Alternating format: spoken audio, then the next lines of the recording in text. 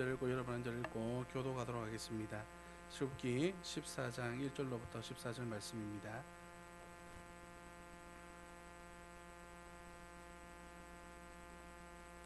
제가 14장 1절 말씀을 먼저 읽겠습니다. 여호와께서 모세에게 말씀하여 이르시되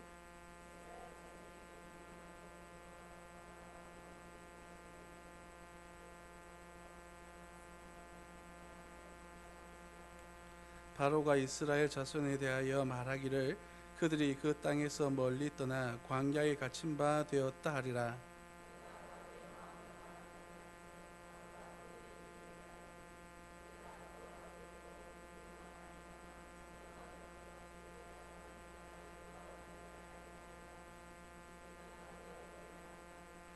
그 백성이 도망한 사실이 애굽 왕에게 알려지매 바로와 그의 신하들이 그 백성에 대하여 마음이 변하여 이르되 우리가 어찌 이같이 하여 이스라엘을 우리를 섬김에서 놓아 보내었는가 하고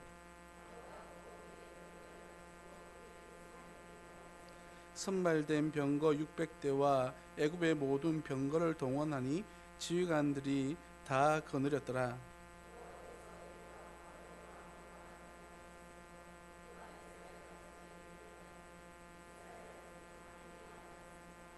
애굽 사람들과 바로의 말들 병거들과 그 마병과 그 군대가 그들의 뒤를 따라 바알스본 맞은편 비하이롯 곁 해변 그들이 장막친 데에 미치니라.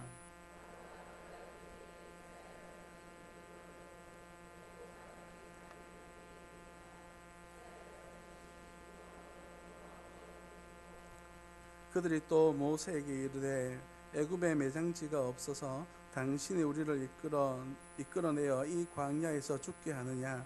어찌하여 당신이 우리를 애굽에서 이끌어내어 우리에게 이같이 하느냐?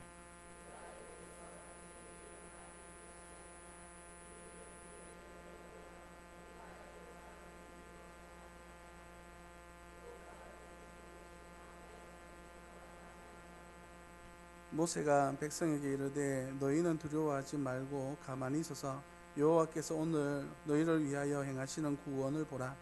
너희가 오늘 본 애굽 사람을 영원히 다시 보지 못하리라.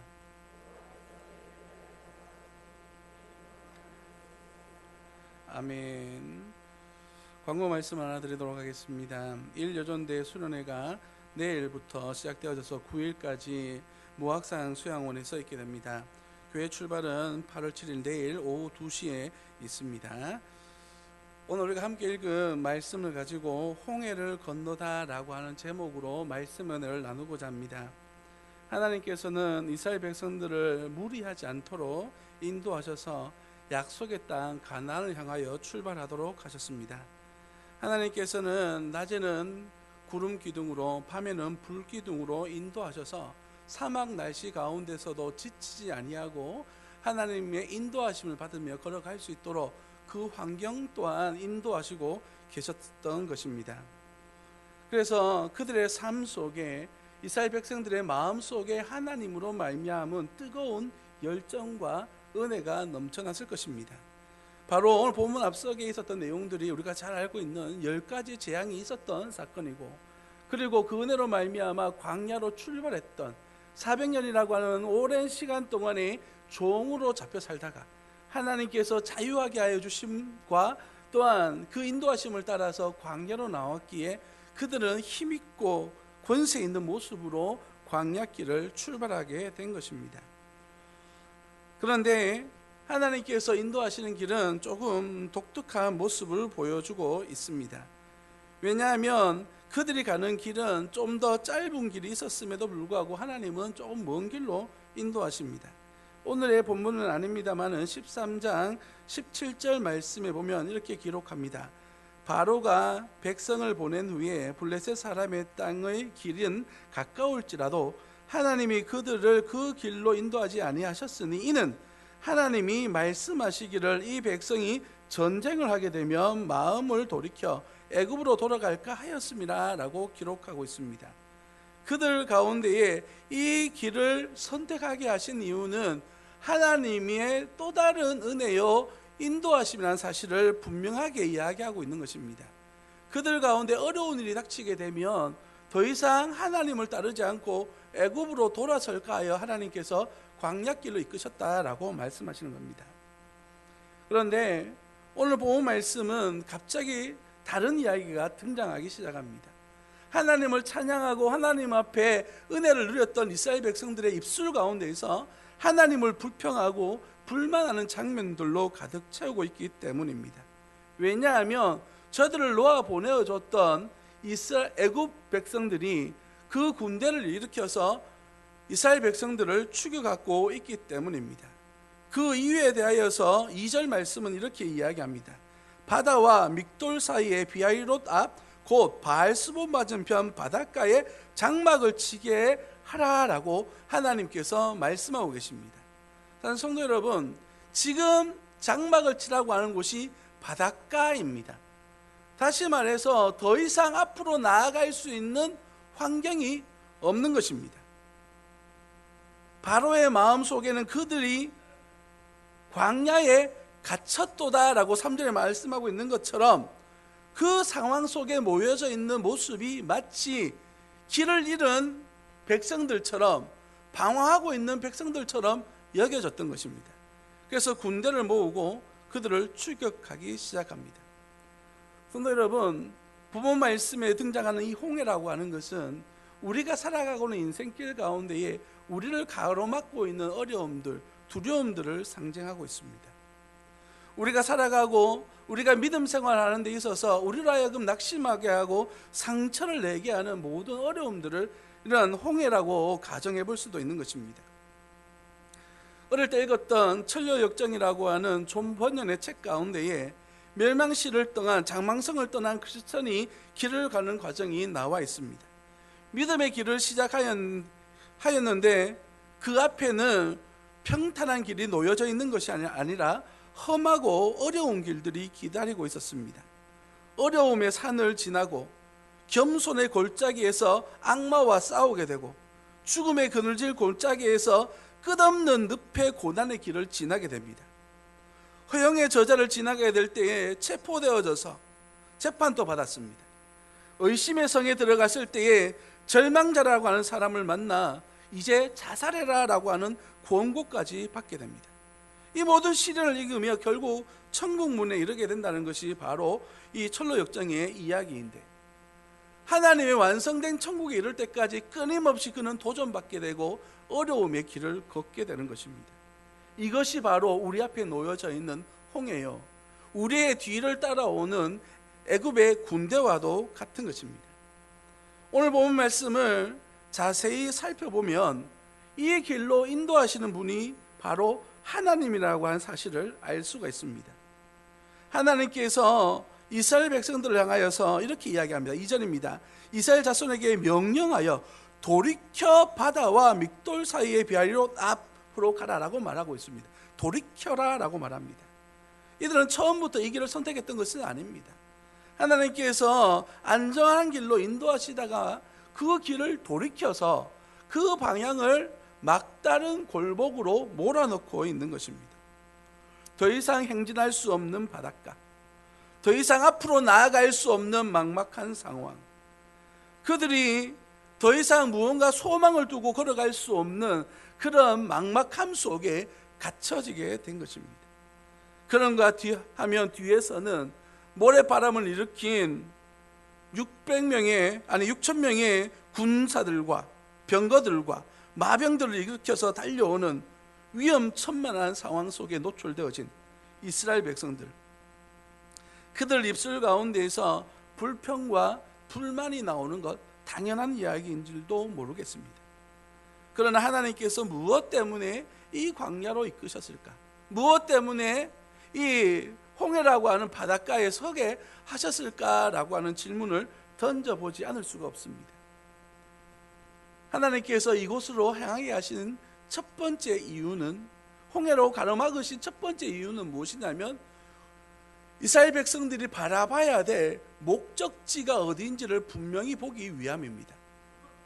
성도 여러분, 잘 가던 길을 하나님께서 돌이키신 이유는 무엇이냐면 그곳으로 좀 더 남쪽으로 내려가게 되면 바로 시내산이 있기 때문입니다. 성도 여러분, 이스라엘 백성들에게 있어서 시내산이 가지고 있는 의미가, 영적 의미가 무엇인지 잘 아시리라 생각합니다. 그곳에서 하나님을 만나고 하나님의 약속을 부여받게 되고 언약 백성으로서의 언약의 말씀을 소유하게 되는, 이제 그것을 기준 삼아서 광야를 걷게 될 것이고 그것을 기준 삼아서 약속의 땅 가나안에 들어가서도 살게 되는 그러한 하나님의 말씀을 받게 되는 과정이 바로 시내산이라고 하는 것입니다. 시내산을 향하여 가기 위하여서, 아니 약속의 땅 가나안을 들어가기 위해서는 반드시 이 시내산을 거쳐서 가야 되기 때문에 하나님께서는 홍해길로 인도하시는 것입니다. 우리의 삶 속에 적용해 보자면 우리가 가는 길, 평탄한 길이 있으면 좋겠지만 하나님께서 홍해길로 인도하시고 막힌 담으로 인도하시는 이유는 이 홍해를 바라보고 막힘에 상처받으라고 하는 것이 아니라 그 뒤에 계시는 하나님의 은혜의 말씀을 붙들라고 하는 영적 의미가 담겨져 있는 것입니다. 사랑하는 성도 여러분, 여러분의 삶의 기준이 무엇입니까? 무엇으로 여러분의 인생을 살아가고 계십니까? 여러분이 행동하고 판단하는 그 기준이 무엇입니까? 지금까지 살아왔던 경험, 많은 사람들이 기록해 놓았던 책들, 정보들, 이런 것들을 통하여서 여러분의 삶을 살아가고 있지는 않습니까? 지금까지 애굽에서 살아왔던 400년의 시간을 살아왔던 이스라엘 백성들에게 있어서의 삶의 기준은 그저 누군가가 시키는 길만 따라가는 것이었습니다. 그들에게는 생각할 이유도 판단할 이유도 없었습니다. 그저 시키는 일만 하면 되거든요. 그런 그들에게 이제 하나님의 말씀을 부여잡고 하나님의 말씀대로 살아가야 될 그런 약속의 땅을 향하여 가는 그 길 가운데에 이러한 홍해길을 넘어서 시내산으로 향하는 것은 필수적인 과정인 것입니다. 우리들 또한 어려움에 우리를 가로막는 모든 홍해와 같은 어려움들이 있다면 우리는 하나님의 말씀을 부여잡고 하나님의 말씀을 의지하고 하나님의 인도하심을 받는 귀한 하나님의 자녀들 되시기를 예수님 이름으로 축복합니다. 하나님의 인도하심을 받는다는 것은 곧 하나님의 말씀의 인도를 받는다는 것입니다. 말씀을 읽고 묵상하고 말씀께서 우리를 인도하시는 대로 살아가는 복된 자녀들 되시기를 예수님 이름으로 축복합니다. 하나님께서 홍해를 가로막으신 두 번째 이유는 바로 그 이스라엘 백성들의 눈이 어디를 향하는지를 보기 위함이었습니다. 사랑하는 성도 여러분, 이스라엘 백성들이 앞에 놓여져 있는 홍해를 바라보고 낙심합니다. 그런가 하면 뒤에 달려오는 애굽의 군대를 바라보면서 그들은 공포에 휩싸이고 있습니다. 본문 11절과 12절 말씀을 다 같이 한번 읽어보기를 원합니다. 11절과 12절입니다. 그들이 또 모세에게 이르되 애굽에 매장지가 없어서 당신이 우리를 이끌어내어 이 광야에서 죽게 하느냐? 어찌하여 당신이 우리를 애굽에서 이끌어내어 우리를 이같이 하느냐? 우리가 애굽에서 당신에게 이런 말이 이것이 아니냐? 이르기를 우리를 내버려 두라. 우리가 애굽 사람을 섬길 것이라 하지 아니하더냐? 애굽 사람을 섬기는 것이 광야에서 죽는 것보다 낫겠노라. 지금 이스라엘 백성들은 무엇 때문에 실망하고 낙심하고 있습니까? 그들의 눈앞에 놓여져 있는 홍해 때문이요, 뒤에 달려오는 애굽의 군대 때문입니다. 그들의 눈에 보여지는 것은 오직 두려움과 공포뿐이었습니다. 얼마 전까지만 해서도 하나님을 바라보고 10가지 재앙을 일으키시는 모습들을 바라보면서 하나님께서 애굽 사람들의 마음을 변화시켜서 무엇이든지 요구하는 대로 받아서 나올 수 있을 만큼 은혜를 베풀어 주셨음을 금세 잊어버렸습니다. 무엇 때문입니까? 당장의 눈앞에 있는 어려움 때문이었습니다. 그런데 오늘 본문 말씀을 자세히 살펴보면 도저히 이해할 수 없는 한 장면이 등장합니다. 바로 10절 말씀입니다. 바로가 가까이 올 때에 이스라엘 자손이 눈을 들어 본즉 애굽 사람들이 자기들 뒤에 이른지라 이스라엘 자손이 심히 두려워하여 어떻게 했다고요? 여호와께 부르짖었다라고 말합니다. 처음에 이 이스라엘 사람들이 두려워 공포에 빠졌던 것이 아닙니다.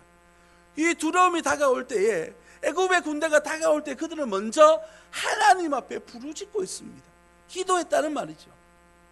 어려움이 닥칠 때 그들은 하나님 앞에 부르짖습니다. 하나님을 의지했습니다. 그런데 바로 이어져서 11절 12절로 불평과 불만을 하고 있습니다. 기도하다 말고 그들은 그 공포에 휩쓸려서 불평과 불만을 쏟아내고 있는 것입니다. 기도로 시작했다가 불신앙으로 마치는 장면을 우리에게 보여주고 있습니다. 얼마나 무서운 장면입니까? 한때 우리도 믿음으로 살아가고자, 말씀으로 살아가고자 기도하고 말씀을 사모하고 예배 생활에 집중하고 은혜 생활에 집중했던 시간들이 있었습니다. 그러나 그 시간들은 짧고 오히려 실망하고 낙심하고 두려움에 사로잡혀서 하나님이 아닌 것들에 의하여서 낙심하는 삶을 살아가고 있지는 않습니다. 기도하는 시간보다 세상 것에 의해서 고통받는 시간들이 더 많지는 않습니까? 오늘 본문 말씀을 다르게 해석해서 이스라엘 백성들이 기도하는 시간이 더욱더 많아지고 하나님을 바라보는 시간이 더욱더 많아졌다면 불평과 불만하는 시간들은 줄어들지 않았을까요? 그들이 바라봐야 될 하나님을 더욱더 의지하고 하나님 앞에 부르짖음으로 말미암아 그들의 삶 속에, 생각 속에, 두려움과 공포 속에 하나님을 담았다면 그들은 11절과 12절과 같은 불평과 불만을 쏟아내지 않았을 것입니다. 이스라엘 백성들은 위기 속에서도 하나님보다, 하나님을 찾았지만 금세 하나님을 저버리고 세상적 근심 속에 매여 있는 것입니다. 그러나 그들과 다른 한 사람이 등장합니다. 바로 모세입니다. 그는 13절 말씀을 통하여서 너희는 두려워하지 말라라고 말씀하고 있습니다. 똑같은 환경을 바라보는데도 불구하고 이스라엘 백성들은 공포에 쌓여서 모든 것 다 놓쳐버리고 있을 그때에도 모세는 하나님을 바라보면서 두려워하지 말라라고 말씀하고 있습니다. 왜입니까? 하나님이 우리에게 구원을 주시는 능력이 있기 때문입니다.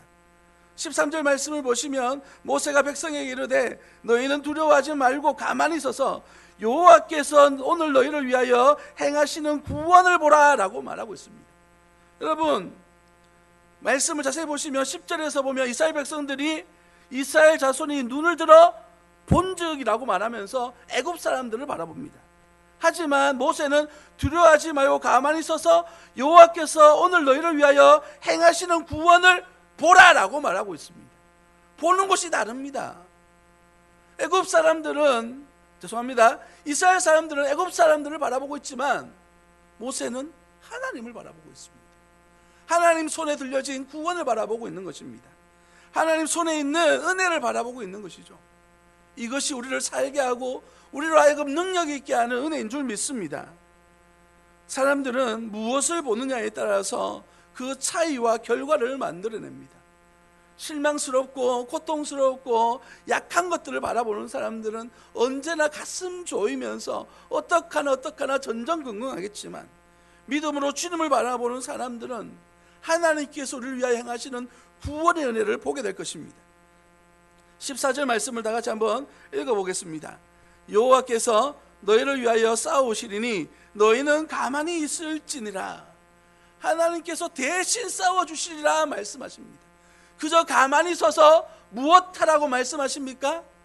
하나님을 바라보라는 것이죠.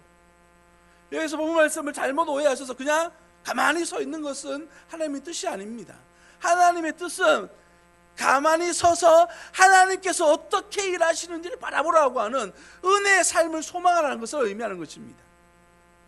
우리가 아무것도 행하지 아니함으로 말미암아 그저 염세적으로 기다리는 기다림이 아니라 오직 하나님께서 나를 위하여 일하시는 그 은혜의 구원, 나를 위하여 역사하시는 하나님의 그 역사를 바라볼 것을 요구하고 있는 것입니다. 성도 여러분, 하나님께서 왜 이스라엘 백성들을 광야길로, 왜 홍해길로, 왜 애굽 사람들을 부추겨서 그들로 하여금 이 상황에 빠지게 했냐라고 하는 질문을 던질 때에 본문은 이렇게 대답하고 있습니다. 4절 말씀입니다. 4절 말씀을 다 같이 한번 읽어봅니다. 내가 바로의 마음을 완악하게 한즉 바로가 그들의 뒤를 따르리니 내가 그와 그의 온 군대로 말미암아 영광을 얻어 애굽 사람이 나를 인하 여호와인 줄 알게 하리라 하시매 무리가 그대로 행하니라. 하나님께서는 이 모든 상황을 다 이미 통제하고 이루어가고 계시는 분이십니다. 이제 광야길을 시작하여서 40년의 시간 동안에 광야에서 훈련받게 될 이스라엘 백성들이 하나님을 의지하는 것, 하나님을 바라보는 것, 하나님 앞에 나아가는 것이 얼마나 중요한 일인가를 깨닫게 하기 위한 하나님의 첫 번째 시험이요 테스트라는 사실을 우리는 기억해야만 합니다. 하나님께서는 이제 애국 군대를 제물 삼아서 이스라엘 백성들을 어떻게 일하시는지를 보여줄 은혜를 보여주실 것입니다. 하나님을 의지하는 것이, 하나님을 바라보는 것이 얼마나 능력임을 이스라엘 백성들로 깨닫게 할 것입니다. 뿐만 아니라 우리 또한 하나님을 바라보는 것, 하나님을 의지하는 것, 하나님을 위하여 살아간다는 것이 얼마나 큰 능력이라고 하는 사실을 우리는 깨닫게 될 것입니다. 우리는 가만히 서서 주님의 구원의 은혜를 보기를 예수님 이름으로 축복합니다. 우리가 당황하거나 두려워하지 말고 침착한 마음으로 하나님께서 우리를 위하여 일하시는 은혜를 바라보시기를 예수님 이름으로 축복합니다. 위기가 닥쳐올 때에, 두려움이 닥쳐오게 될 때에 반응하는 반응들이 있습니다. 어떤 사람들은 원망과 불평을 내쏟습니다. 애굽의 이스라엘 백성들처럼 애굽 사람들을 바라보면서 누구 때문인지라고 말하는 대상을 찾는 이들이 있습니다. 문제 해결을 위하여서 하나님께로 나아가는 것이 아니라 희생양을 찾는 사람들이 있습니다. 원망과 불평을 너 때문이잖아 라고 말하면서 누군가를 내세워서 이 문제에 책임을 지우려고 하는 경향들이 있습니다. 또 어떤 이들은 낙심하고 절망하여서 해결할 의지조차 다 포기해버리고 그냥 그대로 받아들이는 그런 이들도 있습니다. 그런가 하면 지나친 낙관주의에 빠져서 될 대로 되겠지, 어떻게 되겠지, 그냥 운명에 맡겨버리는 그런 사람들도 있습니다. 그런가 하면 오늘 본 말씀의 모세처럼 하나님을 의지하고 하나님의 말씀을 의지하고 기도하면서 하나님을 뜻을 구하고 또한 믿음으로 이 삶을 해결하기 위하여 한 걸음 한 걸음 더 앞으로 나아가는 믿음의 사람이 있는 줄 믿습니다. 하나님께서 홍해를 우리 앞에 두신 세 번째 이유가 바로 여기에 있는 것입니다. 15절 말씀을 다 같이 한번 읽어봅니다. 15절입니다. 여호와께서 모세에게 이르시되 너는 어찌하여 내가 부르짖느냐, 이스라엘 자손에게 명령하여 앞으로 나아가게 하고. 아멘. 성도 여러분, 하나님께서는 모세에게 무엇을 요구하고 있습니까? 바로 앞으로 나아가라 라고 말하고 있습니다. 믿음이라고 하는 것은 하나님을 바라봄으로 멈춰서 있는 것을 이야기하지 않습니다. 우리에게 주어진 하나님의 약속의 말씀을 붙들고 하나님 앞에 내 모든 소망을 두고 이제 한 걸음 더 나아가서 내 삶으로 실천해 나아가는 결과물이 필요한 것입니다. 결코 움직이지 않는 사람들은 은혜를 경험할 수가 없습니다. 우리 앞에 그 어떠한 홍해가 있다 할지라도, 어떠한 애굽의 군대가 있다 할지라도 한 걸음 내딛지 않는 사람에게는 은혜가 있을 수가 없습니다. 그저 멈춰서서, 그저 두렵고 떨리는 마음으로, 그저 기도만 하고 있다고 해서 문제가 해결되어지는 것 아닙니다. 믿음이라고 하는 것은 그러한 확신을 가지고 우리 하나님을 의지함으로 말미암아 그 문제를 향하여서 한 걸음 더 나아가는 것, 이것이 바로 우리 주님께서 우리에게 요구하시는 은혜인 줄 믿습니다. 홍해가 가로막혀 있습니다. 하나님 앞에 기도한다고 해서 홍해가 열리겠습니까? 아니, 홍해가 열렸다 할지라도 그 걸음을 내딛어서 그 길을 지나지 않는다면 그들에게는 홍해를 건널 수 있는 은혜가 없는 것입니다. 멈춰서 있는 사람에게는 거기까지만 있는 것입니다. 이제 일어나셔서 여러분의 믿음의 걸음걸음들을 더 내딛어서 하나님의 역사를 바라보시는 은혜가 있기를 예수님 이름으로 축복합니다. 삶을 가로막고 위험 속에 있는 환경들을 오직 주님을 바라봄으로 해결해 나아가는 은혜와 복이 우리의 삶 가운데 있기를 예수님 이름으로 축복합니다. 말씀을 마무리하고자 합니다. 사랑하는 성도 여러분, 우리가 믿음으로 살아가는 사람들에게는 홍해에 막힘이 없을 수가 없습니다. 그런가 하면 애굽의 군대처럼 우리의 삶을 위협하는 위협들 또한 우리들 가운데 도사리고 있을 것입니다. 그럴 때마다 낙심하고 불평하기보다 하나님의 약속의 말씀을 의지하고 또한 하나님을 바라봄으로 말미암아 문제를 해결해 나아가면서 우리의 한 걸음 한 걸음을 믿음의 걸음들을 걸어 나아가는 귀한 하나님의 사람들 되시기를 예수님 이름으로 축복합니다. 기도하겠습니다. 살아계신 아버지 하나님, 은혜와 사랑을 감사합니다.